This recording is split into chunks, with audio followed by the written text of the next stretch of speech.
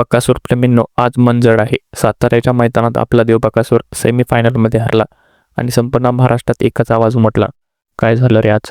गुलालाची सवय लागलेली असताना असा पराभव पाहणं कुणाला सोपं नाही. पण आज आपण भावनेत नाही तर सत्यात जाऊया.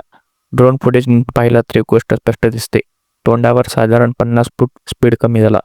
गर्दीचा प्रेशर, पब्लिकचा गोंगाट आणि कडं लागणं या सगळ्यांचा परिणाम गाडीवर झाला. काही जण म्हणतात चिठ्ठीमध्ये गडबड झाली, काही म्हणतात नशीब साथ देत नव्हतं. पण एक गोष्ट नक्की, बकासूर आजही जीव ओतून पळाला. कमेंट्स वाचा, कोणी रडतोय, कोणी चिडतोय, तर कोणी म्हणतंय कडेने लागली तरी आमची साथ कायम. देवाची परीक्षा आहे. 2026 मध्ये धमाका नक्की.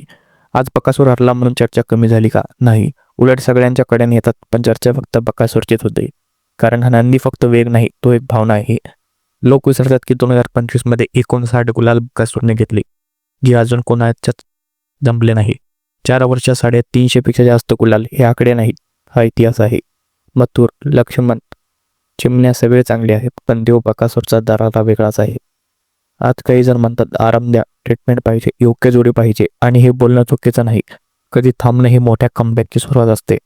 लक्षात ठेवा मित्रांनो, हारून निघणाऱ्यालाच राजा म्हणतात. महादेव परीक्षा घेतोय, पण ज्यांनी आज साथ सोडली नाही त्यांच्यासाठी पुढचा गुलाल अजून भारी असेल. माझा विश्वास आहे 2000 वर्षे बकासूरचं वर्ष असेल. वेग, गुलाल आणि मैदान पुन्हा देवाच्या नावाने गाजेल. तुमचं मत काय? कमेंटमध्ये लिहा. बकासूर किंग. रामकृष्ण हरी.